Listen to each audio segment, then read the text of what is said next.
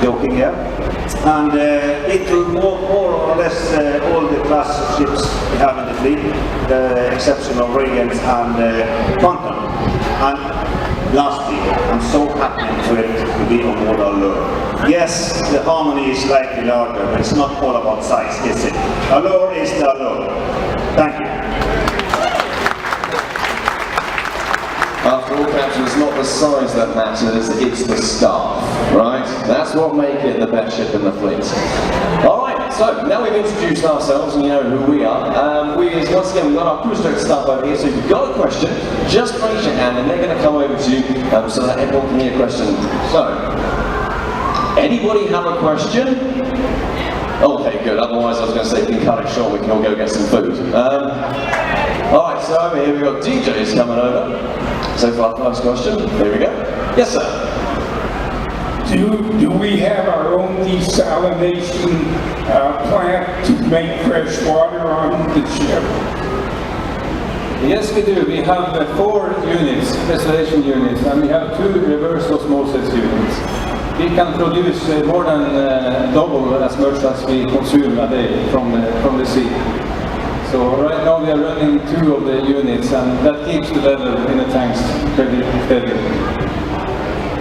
We can produce 4,500 metric tons per day. That's equal to about 800,000 gallons of water per day if we produce with everything we have. That's some fast math. That was impressive. All right. So, over here, we got anyone over this side? Oh, yeah, right behind you there. And please state your name and where you come from. Makes it more interesting for us.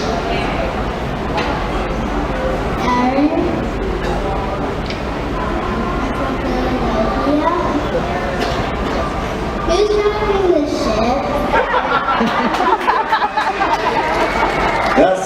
I love that question because it's a chance for me to give the executive chef some glory. He's the best multitasker we have. He's up there now steering the ship, making an omelette for me, which I haven't eaten when I get back there. Now, to be frank with you, we have a team of officers both on the bridge and in the engine, highly talented people. We divide the day between them, and right now we have a first officer from Panama called Yanis Tavares. We have a second officer, Esteban, from Argentina, and a quartermaster called Eros, he's from the Philippines. They are now running the ship so that I can, you know, you heard what he said, I'm not doing much, sleeping, eating, taking it easy.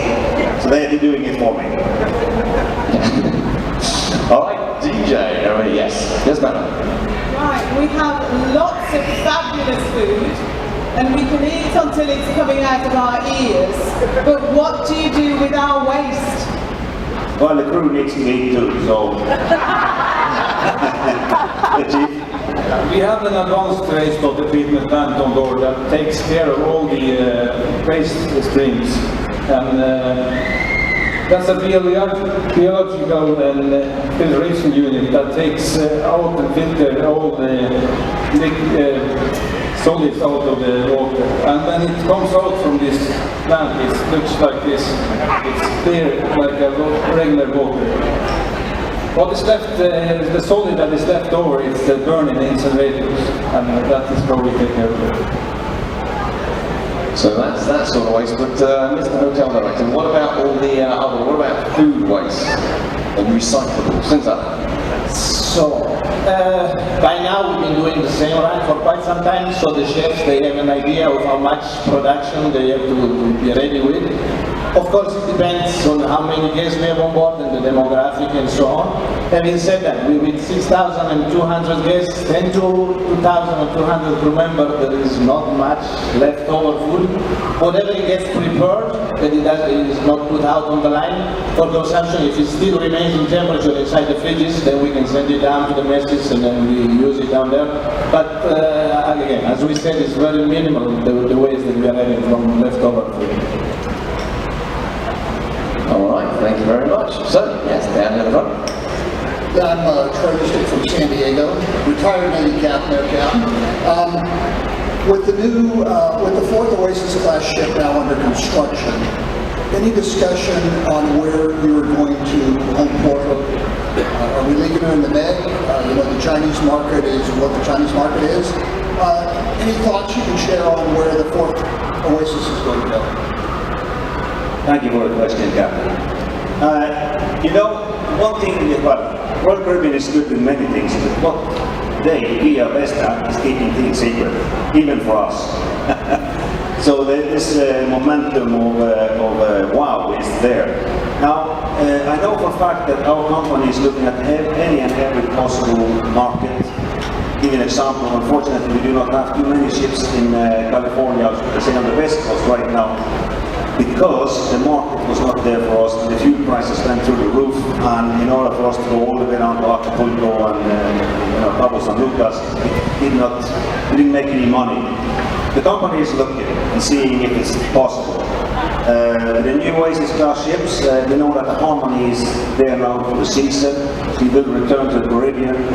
But what the future holds, I'm not sure, but it would make sense with that great market we have in the Mediterranean not to have one of our Oasis class ships.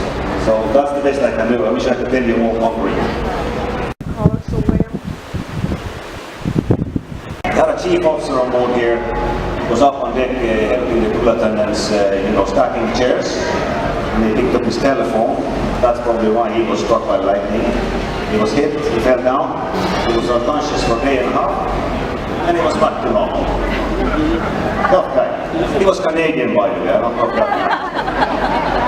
He's still among us, fantastic. Okay, thank you very much.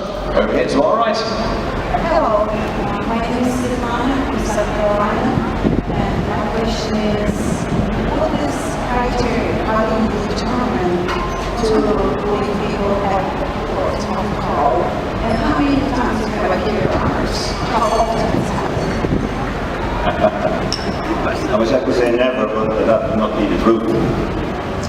I usually start by saying, everyone here taken an airplane at some time? Yeah? Does the airplane wait for you if you're late? No? That's what I usually say, because if the airplane leaves at 9 o'clock, they leave 9 o'clock. Only if you are in the terminal and somebody's calling the gate, they will wait for you for a couple of minutes, that's it. We try to inform you all about, we have 2 times, all aboard time, then definitely departure time. The reason for that is to give the chance to be back on time. Now, we do have more or less each cruise somebody who either did not listen to what we said about what time you should be on, because some of the islands have different time, or they get stuck in traffic, or this and that. So we don't wait, unfortunately. Personally, I can wait a few minutes, but remember this, for every minute we wait, we are wasting about $1,000 fuel. Especially on the long hauls. So in St. Martin, I was truly happy and thrilled, as chief as well, I'm sure, that they actually managed to get away about 10 to 5 rather than 10 past 5. That saved us a tremendous amount of money, so much that we are on 1 engine less now than we normally would have been if we left off. So no, we do not wait. It happens more or less every day, unfortunately. The only time there is an exception to that rule, however, is of course if you're on one of our short excursions organised through the company, and then if your bus or coach or anything should break down, anything like that, then we are legally obligated to wait for that short excursion to return to the ship. So that's the only exception to the rule, but if you're off on your own, then make sure you've got a camera so you can take a picture of the ship sailing away into the distance. It's a great photo. Thank you for saying that. Because obviously if we are something that we have arranged for, we will wait. But not forever for that either, because it's, you have to look at the cost. Okay, thank you very much. Who's next? Yep, gentlemen. Oh, where we got? Oh, Thomas, right? Yes. Hello and good morning.